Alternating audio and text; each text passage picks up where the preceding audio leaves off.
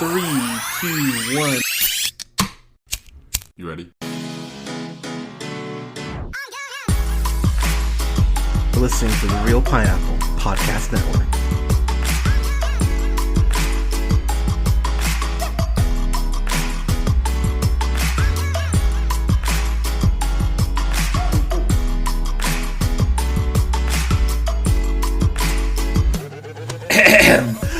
Good evening, everybody. Thank you so much for listening. This is The Real Pineapple. This is your humble host, Hunter, here.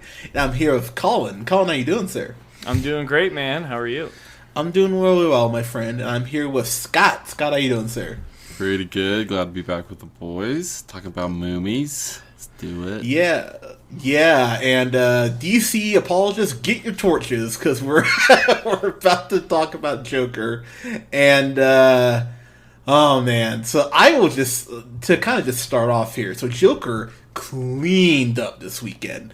$93 million debut domestic, which is the highest for a rated R film in October.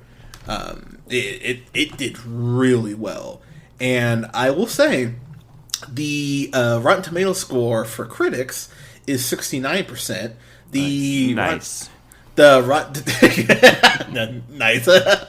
Rotten Tomatoes score, the audience score, 91%. So there's a big discrepancy between the critics and the audience on this, and I will say,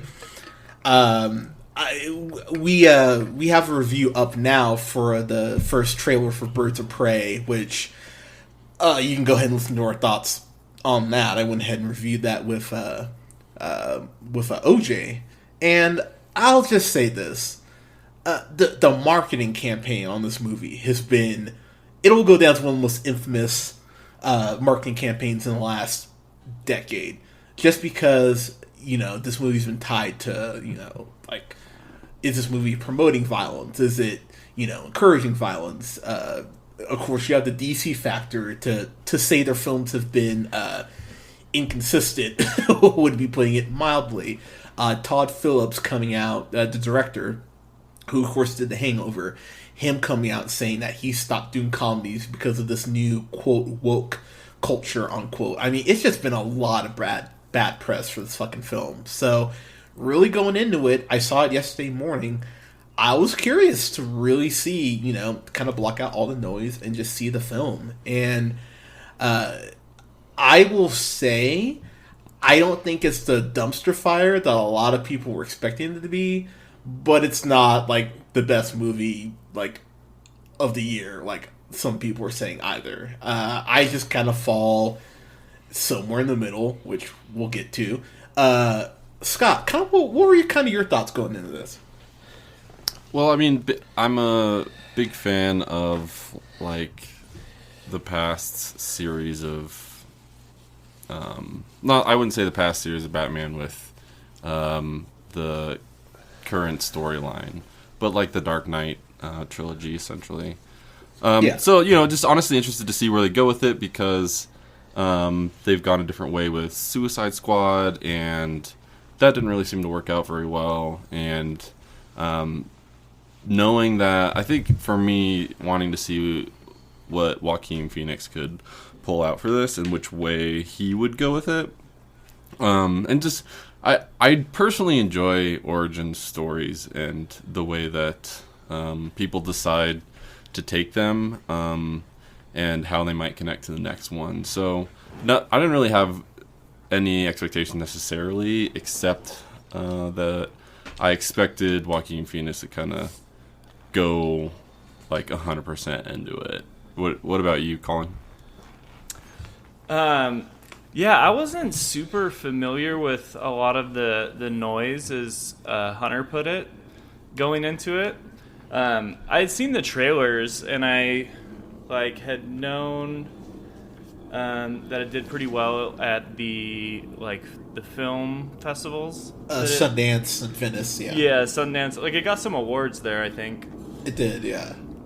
So it got a lot of buzz. I didn't really hear all the controversy. I heard that it wasn't playing in Aurora, and I didn't hear much else. I didn't pay attention to too much of the noise.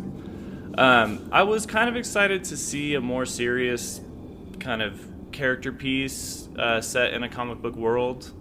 I haven't been the hugest fan of what they've done with Batman since Christopher Nolan's left, kind of being in charge of that franchise. So I was like interested kind of to see what they would do with the Joker and this more, I don't know, R-rated version of himself.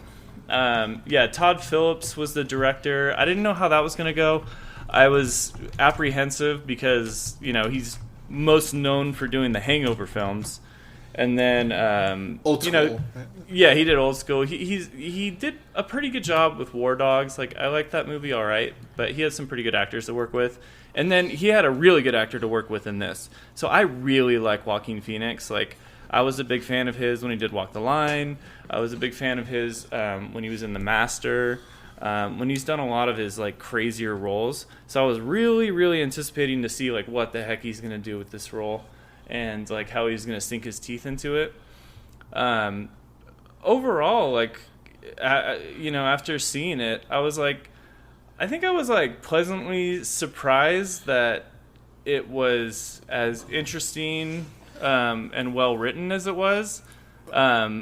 But I definitely had my problems with it. I'm not going to sit here and, like, talk about it like it's the greatest thing ever. Like, I'm not going to be that, like, super radical person online being like, everything about it is perfect. You're all idiots. Like, it's a fucking 12 out of 10 on IMDb. What is wrong with you?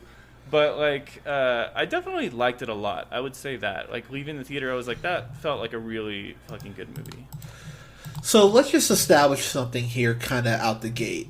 Joker does not have a definitive origin story in the DC canon. The closest thing you'd probably get would be the Killing Joke, which I still hold to the fact that I think it's a good story, not a great one. Written, of course, by Alan Moore. If you haven't read it, I suggest you do. Make your own decision. Don't watch the animated movie because the animated movie sucks.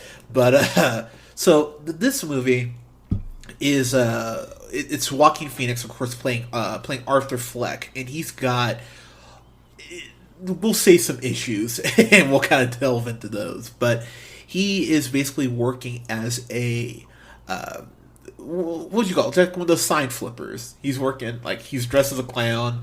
Well, he's like hired out as like an independent contractor. Like, he'll do whatever clown jobs they have in the city. Clown for hire.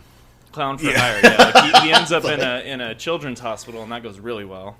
Yeah, for two, right? But yeah, he was sign flipping in the opening scene. That was like what he was hired that day as. And so these asshole kids steal his sign, and so he runs. So I'll be honest, guys. That made me tired watching him chase these kids. I was like, ooh, I would have stopped after like 30. Yeah, dude, right? I mean, you know all about that, don't you? But I don't know. But he runs these guys down, and they smack the shit out of him with the sign. And that's when the movie starts. You're like, damn, okay. So Arthur Fleck's life is just really shitty. He goes to counseling once a week. His journal that he brings with him to his psychologist is fucking disturbing. It's got some what was the line I remember reading something about his life making more sense if he like died or something like that, something to that effect. And yeah. I remember going, damn, okay, that was what it was. Yeah life would make more sense if I was dead or something like that. Yeah. And I think that's one of my big problems with the movie is that it felt like the movie just went out of its way to shit on him so much to justify the turn later on. And I know some people will argue that point, and that's fine. I like that part though too, but I don't know if you noticed, but cents was spelled like cents, like dollars and cents. Yeah. I felt like when I saw that, I started thinking, I was like, oh, does that have a deeper meaning? Like he's talking about like, money, like. But it's also like sounds like sense. So like, is he just misspelling it because he can't spell? Like, I don't know what. But it was like, oh, the movie's making me think, and then I thought it was like, oh, that's kind of clever writing. I thought a little bit. I would give it credit there. No, I agree. I think the big problem with this movie is it's trying to make a statement kind of about class. like class structure, and I think that Do you think it's trying to make a statement, or do you think it's using it as a vehicle? I think it's more of a statement. I think it's a little bit of both. Yeah. Honestly, I saw it more as a vehicle. I think maybe is the difference. Okay, fair enough. But watching, his journal is really disturbing, and it's one of those things that if I'm gonna be that guy, and I don't really like doing this, but what I found interesting about the movie is the stance, I think, or the kind of borrow your term, Colin, the vehicle used as far as making his laugh a condition. I really hated that. Like, I hated that to a point where I was like, anytime they went back to it, I was just like, I really don't like this. I thought it got a little excessive for sure. It did. Even having him hand out cards about it, like, this is my condition. I'm like, guys, I'm like, come on now. And I think that it missed an opportunity to really add an extra layer of madness to him by just having the laugh naturally happen more and more without a condition. It was interesting though because it was different though, because I'd never seen that been told that way. So it made it its own a little bit. It kind of reminded me almost like more like schizophrenia, the way they kind of laid it out, and I don't know. Definitely. They were definitely going for schizophrenia. It came across, and again, I hate using this term, but it really came across irresponsible to me, to be completely honest. But it's a movie. No, and I like get if that, you go down the irresponsible like argument, then you're going all the way to like video games cause shootings, right? Oh, doesn't it lead that way? So, I mean, I think you could make that argument, but that's not the argument I'm making in this case. I'm just saying that I thought the way they portrayed mental health in that aspect, I thought that was really dumb. Like, I really didn't like that. Scott, kind of your thoughts initially.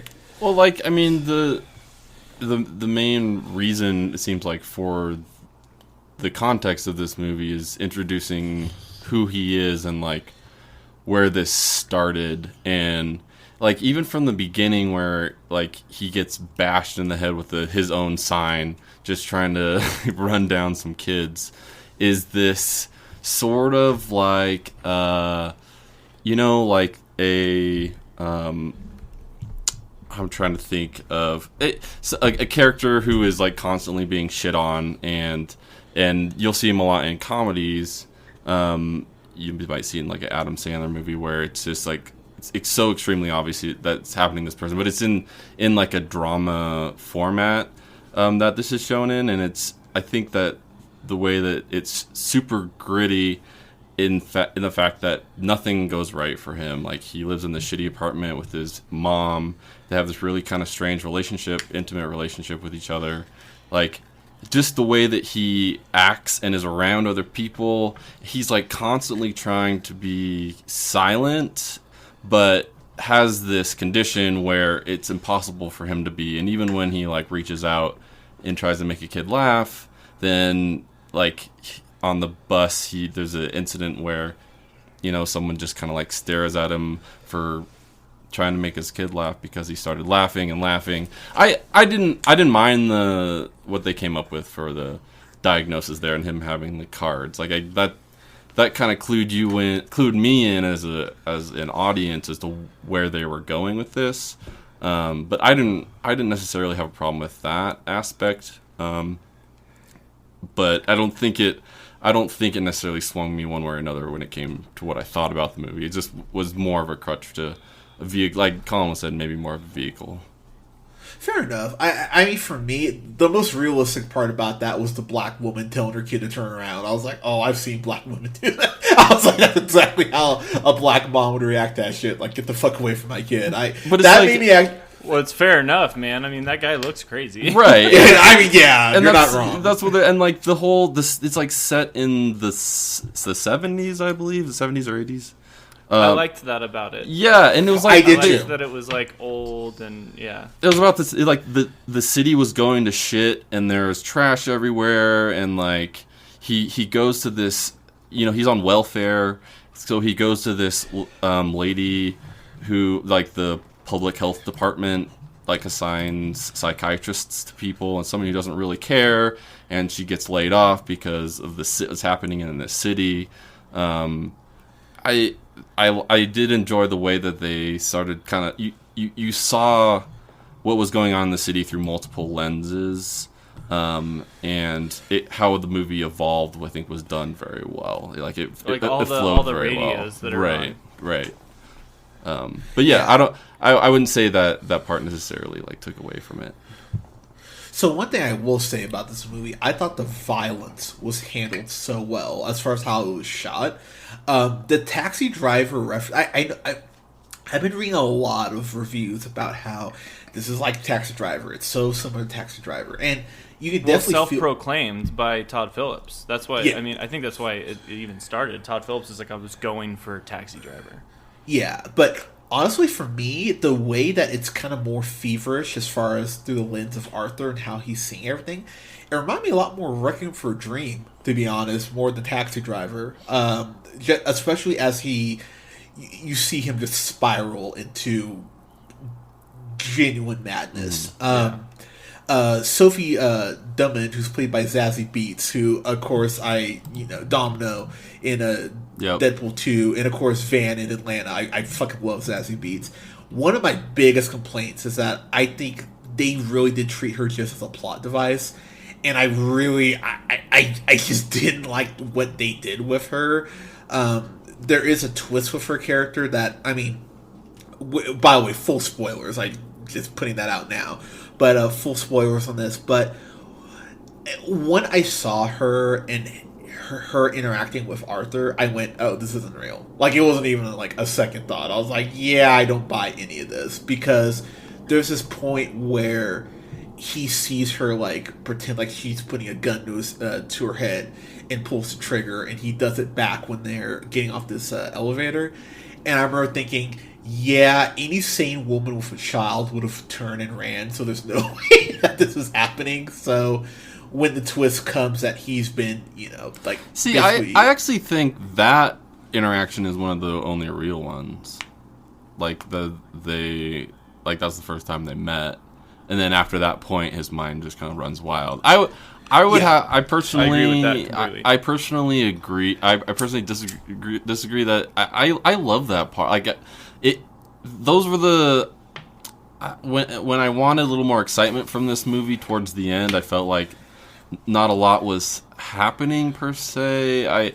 That came back and played into this twist that I really enjoyed, just because it kind of threw it off a little bit. It kind of took it away from his like sanity, and it did kind of focus on that, but it really kind of played into the craziness of it, because the entire time, like, I don't know, me personally, you feel more sorry for him. He doesn't seem like he is weird and he has a disorder or whatever, but it doesn't seem like he's what you would expect Joker would be.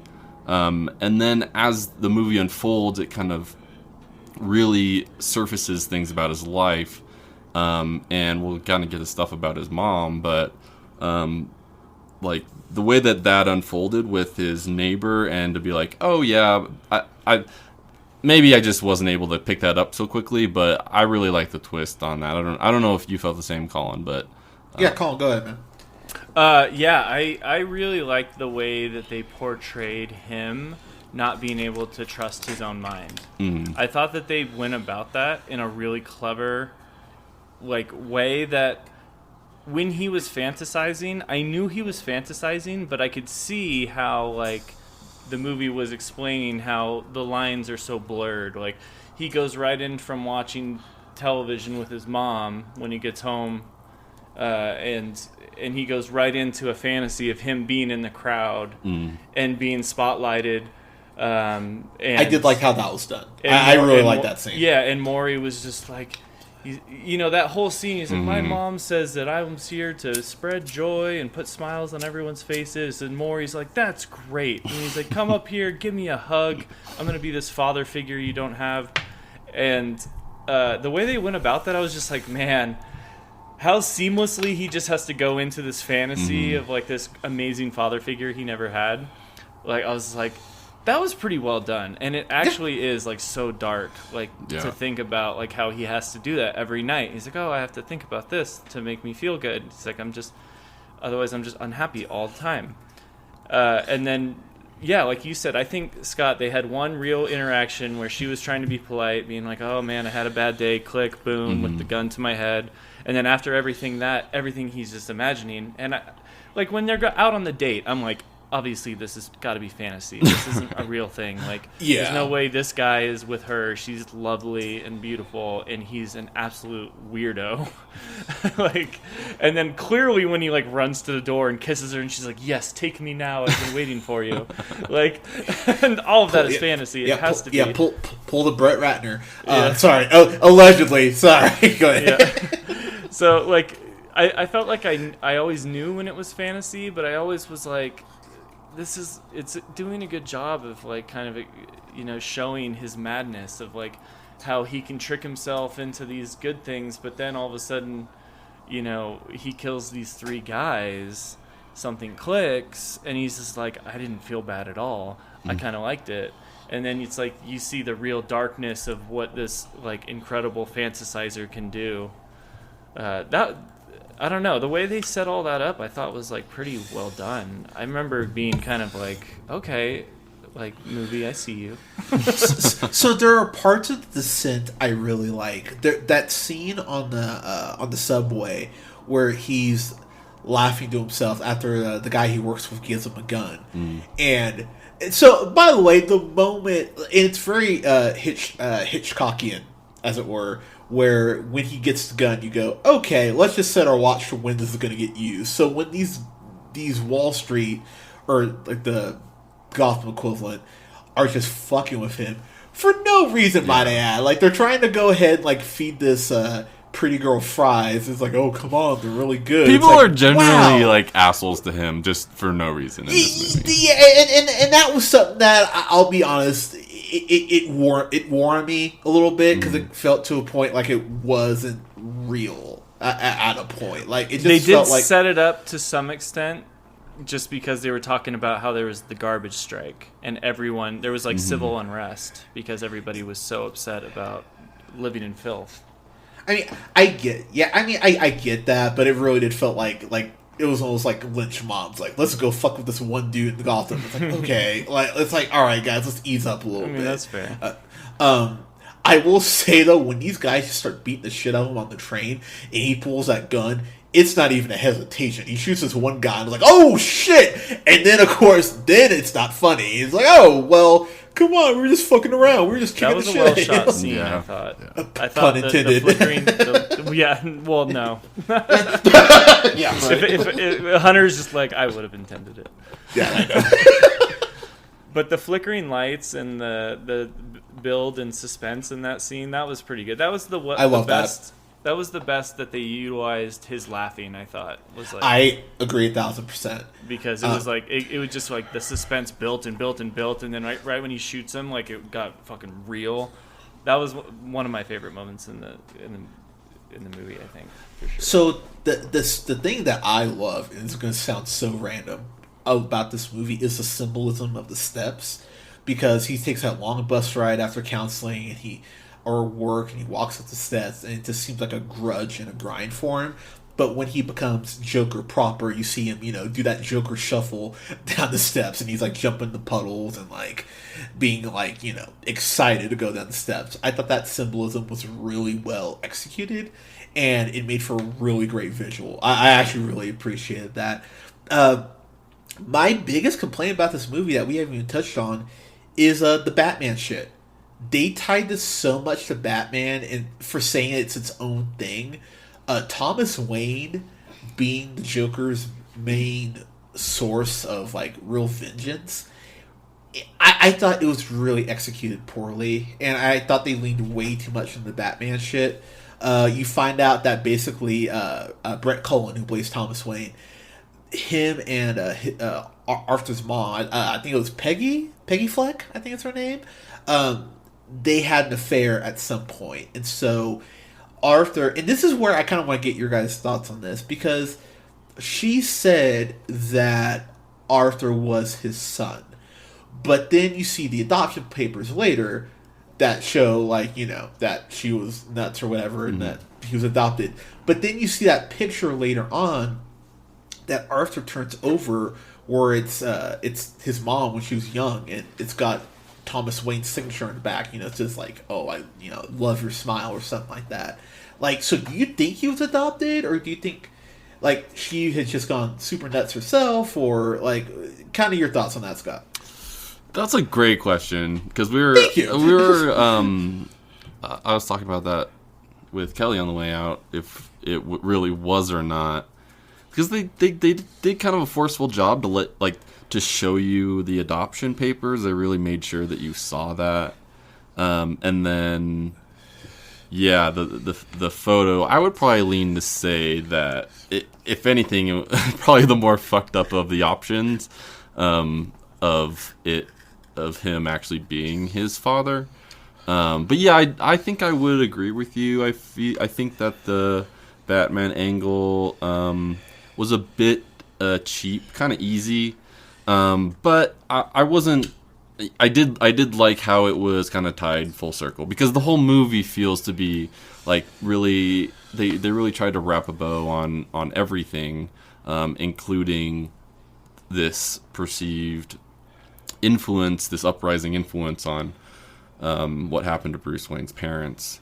And I did like how that's tied in, but I'm not like, I'm coming from the point of view of someone who isn't like necessarily a Superbook geek. So the fact I wasn't, I don't know. You called me mother. I wasn't like pissed off by any slights towards the, where it should or shouldn't be going.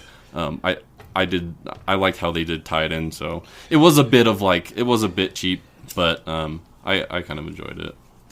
Colin, kind of your thoughts, sir. I didn't really have an opinion on it, I think, when I was leaving the theater. So in that respect, I think, it was fine. I didn't think it was too much. I will say I did have a thought when the movie was ending, and I didn't really love. We may get into the ending in a little bit, but the way like the last few clips of cinematography they put on screen, there's like a shot of going in on little baby Bruce Wayne. I thought that was stupid. I thought I was just like, why are you ending? Are you trying to like hint at a movie later? What's the point of that? I was like, this whole movie's about Joker. Right. Why would you show little baby Bruce Wayne at the end? During the movie, I didn't have a problem. I was just like, that's fucking Batman right there. Like, Batman. That's fucking little baby Batman. He's totally fucking with him right now. I don't know. I thought it was like an okay amount. I didn't think they did too much with it. They were kind of painting his dad out to be a dick. That was funny. It's funny, and I appreciate that, because that's something that the Nolan movies, I think, do that I always went, okay, that's bullshit. Kind of romanticizing the Waynes. Like, they were trying to save Gotham. It's like, no, they were like the Kennedys. They wanted to go and get money and power and serve themselves, which, good for them. But, I mean, but don't paint them as, these heroes. And I appreciate the fact the movie, and speaking of on the nose, the whole thing with Thomas Wayne going like, I'm the hope for Gotham. Like, I'm sorry that these clowns can't accept it. It's like, okay, movie. It's like, I get it, clowns. Ha ha ha. Like, it's like, guys, like, we can ease up a little on it being so much on the nose. But I appreciate Thomas Wayne being a dick, because I would imagine someone like that would be an asshole. So them not acting like he's the savior of Gotham, or more of a false god in the eyes of many people, which I do appreciate the fact they did that with Arthur's mom. Again, I believe it's Peggy. How she had Penny. this idea. I think I see Penny here. But I know it starts with a P. Yeah, is it Penny? Mm-hmm. Penny, thank you. I appreciate the fact that they went ahead and had Penny kind of pinning so much of her goals and like her hope on Thomas Wayne. I did appreciate that. I just really thought the Wayne stuff was really overdone. The moment they showed that kid in the trailer, I was like, oh god, that's Bruce Wayne. And of course it was. So when they showed that, I went, oh god, his parents are going to die at the end. And it was just such a... When his parents get killed, I'm like, why? I've seen Batman parents get killed on screen so many goddamn times. I'm over it. Like, I don't need to see it ever fucking again. Like, it's so... It really is the Uncle Ben shit. Yeah. It's Spider-Man and not the rice. But this one, like, I thought the interesting thing that they did though was that they kept hinting that Joker was gonna do it, but it actually was just like one of the people in the mob who was just kind of riled up by Joker. I thought that was at least the interesting part, that they were like, we're gonna, in our storyline, we're gonna answer the question of if Joker actually did kill Bruce Wayne's parents. Right. I mean, I guess I'll give him a little credit on that, because in Batman '89, the Keaton Nicholson version, I always, even as a kid, hated the fact that Jack Nicholson was the one to kill Batman's parents. It's like, that's really on the nose, guys. Like, come on now. Right.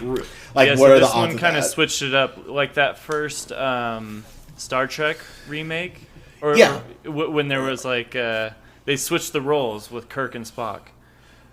Oh, you're talking about in the darkness, like when Into who Darkness, gets killed? yeah. Yeah. Right. No, and that's fair. I just, again, I just thought there was a Batman reference, and it really, like, even though the movie does have a scene after that, that really kind of effectively is the ending. It just really just made me go, guys, you didn't need this. Getting to the third act of this, I will say, as far as like the craziness, when Arthur gets on the Murray Franklin show, What a build up to that, by the way, because yeah, I feel like Colin was saying, going through the beginning of the movie, like he has these hallucinations that he's in the audience of this show, and he gets to go down and say hi to Murray, and him and his mom always watch the show, and like it all comes down to this, and then he meets the real Murray, and he's not like the same guy as he imagined. And Shocker. But it's like this. I really enjoyed that build up of I did too. him like you being like, what is he gonna do? And that was definitely on the edge of my seat going into that scene. Colin, yeah, kind of your thoughts on that last bit there. Yeah, you originally said you felt like this movie reminded you more of Requiem for a Dream. This is very Requiem for a Dream-esque. Like, Yeah. in Requiem for a Dream, it's Shooter McGavin is trying to get the main character's mom to like come on, and it's like, we got a winner, like when it was like good job on the voice, by the way. Yeah, trying to do the lose weight thing. So like, I love that they set up this whole fake thing. I was just like, really, the best name you come up is Maury? You know that's a real person that does like ridiculous like truth detector tests, right? Dude, right? Like, but I have to say, I do miss watching Maury with Hunter when we lived. Dude, Oh, I do love watching. But I liked that build up, that he had the fantasy about it. It was like his mom, had the stroke, and then he was like watching Maury, and he came up with the video with him on it, and then he started making fun of him, and that was when the tension really started building. Yeah. I was like, dude, this guy's gonna snap. And I think that's the part about this movie that I kept like, just like, I was on the edge of my seat, is that it just built this tension, like kept going and going and going. Like, I was like, holy shit. The thing for me is that this movie has spikes where I'm like, oh my god, I am all about this. But then it does something stupid where I just go like, what, like to quote you, what are we doing here? It's like, no, like, don't do that. The whole thing with him showing up at the Wayne compound and like making Bruce smile like that, I'm like, guys, yeah, that like, was weird. Stop Yeah, this, was like, weird. and then at least that whole The scene fingers in the mouth was too much. I was like, don't put the fingers in the mouth. Yeah, and then at least that whole scene where he sneaks into the opera that apparently has no security. He just walks in like Operas don't need security. Everyone knows that. like it's, dude, there was security in the movie theater when we were walking in. Like, I was like, because people have been getting like, theaters have been getting threats and shit across the country about they've been closing down screenings for Joker because of potential threats. So I walk in the theater. I read that there was no proof of any credible threats. Yeah, and why would there be? But it's just like, okay, so I mean, we walked in. Alea and I walked in yesterday morning. I saw 3 security guards. Like, Yeah. they were clamping down on shit. Did you go to Galaxy? No, we just went to a Cinemark Summit. So Yeah, Galaxy had some Rent-A-Cops there too. Oh, did they really? Yeah, they looked really bored. I was like, thanks, guys. Thank you Like, very job. much. Yeah, like Please shoot the guy that brings the AK in. Thank you. dude. But if I can jump in, I'm curious to hear what you guys think about like where they took Joker and like the uprising, like because they decided to go with like he even said throughout some of this that he didn't really even believe in this uprising about the poor people and the less fortunate versus the rich upper class, and he just gets actually caught in the middle. The guys that he shoots just happen to be these Wall Street guys, and everyone kind of takes it as a sign, and they start wearing masks, like clown masks. Like, do you like the way that he kind of stumbled into this, and then kind of was like, oh, I guess they love me, and that's a good thing, so I'm going to go with it? Or do you feel like the way that Joker has been portrayed in the past is he's the originator of this like uprising because he has all these like ideologies about like uprising and taking down the upper class and things like that, like you know what I mean? Colin, go first, man. I mean, I would say at least that it's cool that it's different. I thought it was an interesting take. I don't know if like it's better or worse. I definitely thought it was interesting. I thought some parts when like the riots were breaking out of nowhere and everybody had the clown masks. Some parts I was like, this is getting a little dumb. Yeah. But I liked the idea of him not being able to like be so personable and like a salesman and start recruiting people. Mm-hmm. Like I like the idea that he is more of a martyr and like people were like, we're gonna worship you on high, like not because you're charismatic or anything, but just because we believe in what you represent. Like that I can get behind. I was like, yeah, that actually makes sense for the character Joker. Like that makes a lot of sense. I think what's weird about it is because like I agree with you to a point because I thought it was an interesting take, but then we talk about the Joker just being an agent of chaos, and I so that takes away from the core of his character if this is the route you go. So I'm like, well, he's not really an agent of chaos. He's basically Batman because he's a symbol of what people, wrong or not, want to believe in. So I'm like, I don't love that, but I didn't hate it. It's hard to explain, man. Like I can't see him fighting Batman. Like I don't even know if he would want to fight Batman. Yeah, you know what I mean. Like I don't. No, I do. It doesn't seem like they're portraying him as a violent person to the point that he is going out. He was evolving there, absolutely, and because he was insane, he got pushed to the limit. So maybe yes, under that in that aspect, yes. But I think his state of mind when it started was not to like seek it out, but it just kind of came to him. What's interesting to me, and it's one of my favorite scenes in the movie, is the whole scene where he just got through, I want to say, shooting the people on the subway, and he just goes into that bathroom and just starts dancing and doesn't say a word. That gave me the creeps. I was like, oh, shit. I was like, okay, man. Like, that scene was great, and we haven't even talked about this, but the scene where the guy who gave him the gun and the little person go to his apartment. Yeah. Holy crap, man. Damn. Where he like stabs the guy in the neck. That was one of the more brutal, like, murders. I feel like that's just been thrown up there for everybody to watch. Yeah, like I was like, oh my god, and dude, it's hardcore.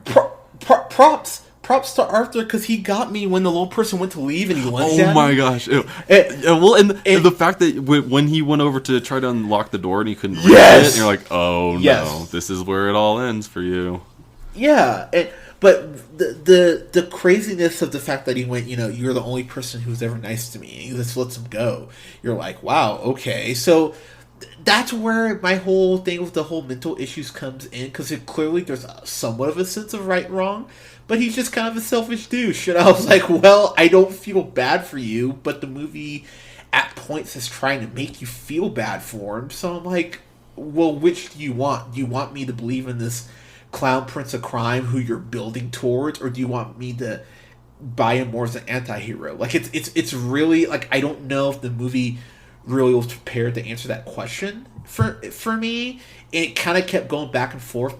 This movie is the perfect representation of a yo-yo, because there are points where I was like, oh my god, yeah, and there are points where I'm like, what the fuck are you doing? And then like, oh my god, that was great, and then, oh my god, why is that here? Like, it kept losing me but getting me back, and it kind of gave me vertigo, if I'm being completely honest, because I just didn't really know how to feel leaving the movie. When he killed his mom, I was like, oh, all bets are off. Like, everybody's kind of fucked now. like grab your kids, grab your wife. Yeah. And by the way, please don't take your children to this. For fuck's sake, do not take your kid. Dude, I saw like a 6-year-old in Rambo last week. Please do not take your kids to go see this fucking movie. There's nothing there for them. Do not take them to see this shit.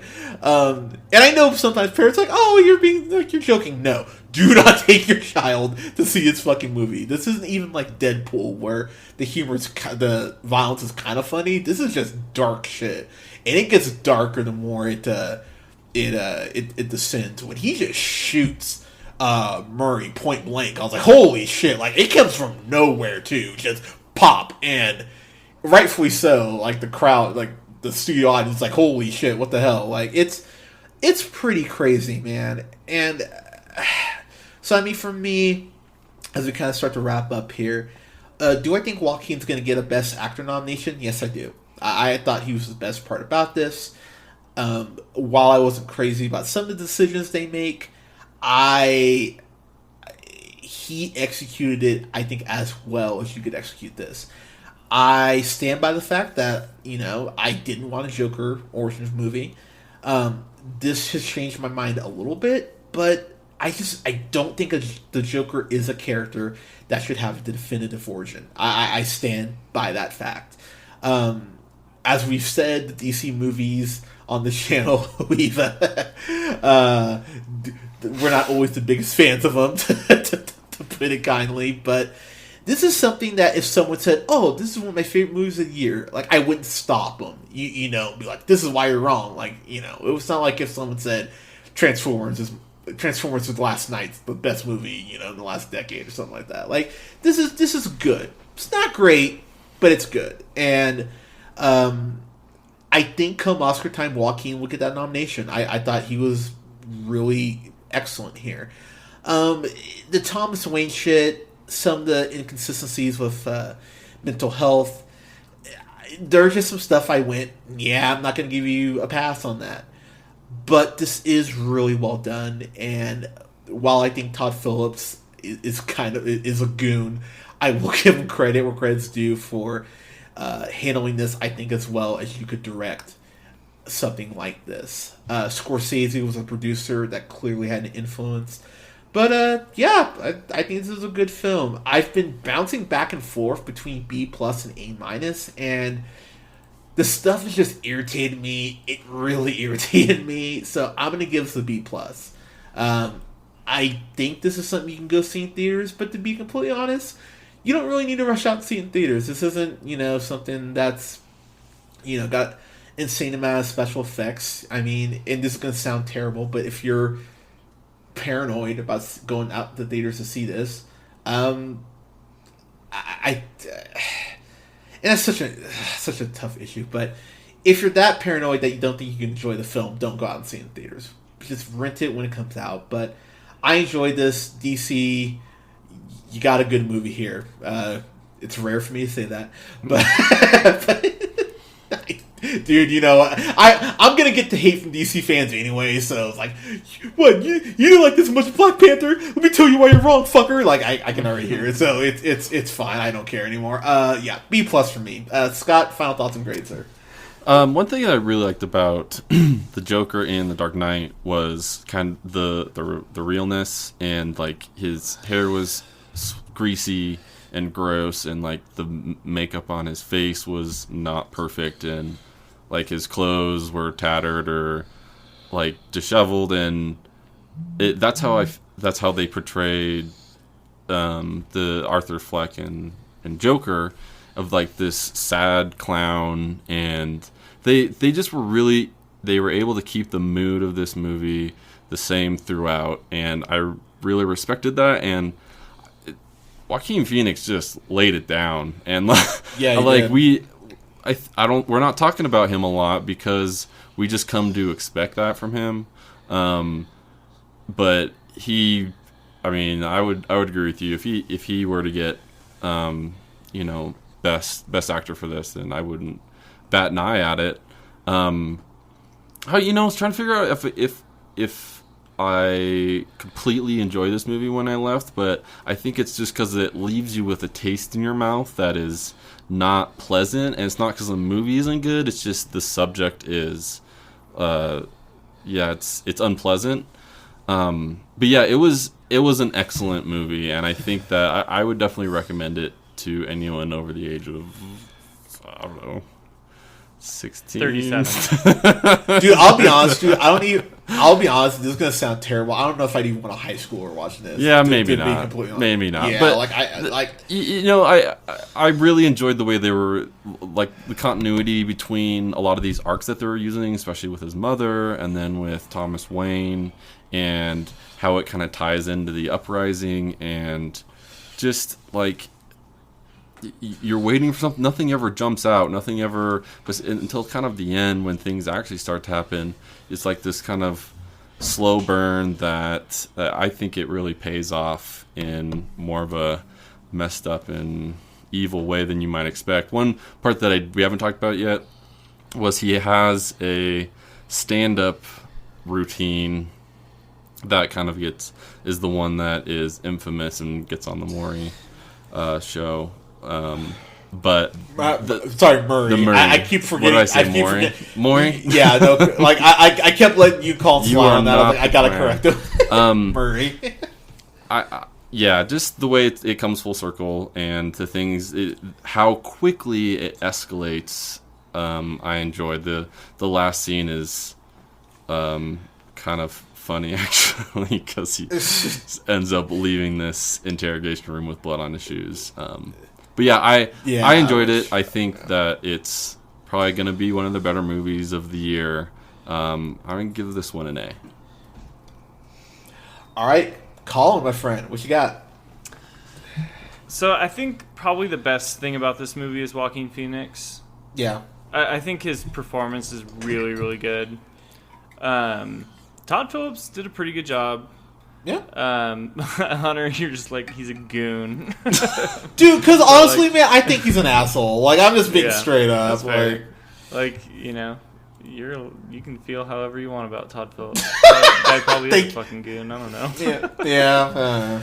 But, I don't know. It was like, it just felt like this, like, really gritty kind of like art house movie that you see that comes out in October and like blows you away because the acting's so good, and they have these dramatic angles, and it's just like they do this cool stuff with the he's having these fantasies that are clearly fantasies, but like he can't distinguish them from reality. And I'm like, oh, but this is all like about a comic book movie. This is Joker. So, like, those tied together and having those similar feelings while watching it, I was like, this is pretty cool. Like, I enjoyed myself a lot. The violence is intense. I'll say that. Yeah, it is. is. If you want to see this movie, you better be, like, okay with seeing, like, some dude get his, like, face blown, like, through with a handgun. And, like, the camera doesn't turn away. Like, it just shows him just, like, splatter, head back, like, and then just shows the Joker, and he's just sitting there like nothing happened. Like, this movie's insane, and it makes you feel a certain kind of way, that's for sure. But I think that's art, I guess. Like, I feel like it's cool to go to a theater and feel that creeped out, feel that uncomfortable. Like, this is a good, like, Halloween movie. It's not a Halloween movie, but, like, the Joker is a scary motherfucker. Like, to go watch the, like, get inside the Joker's mind for, like, an hour and 40 minutes, however long this is, like, it's a scary movie to watch. But I really enjoyed it. I think it'll probably make my top 10. I don't know yet, but it was really good. I hope Joaquin Phoenix gets some love from the awards, at least nomination-wise. I'm going to give it a solid A. Yeah, A. That's fair, man. Like I said, man, I was leaving the theater and I was like, oh, thank God that was at least good. You know what I mean? Because I was just like, oh, God, people are hating this. Some people think it's like, you know...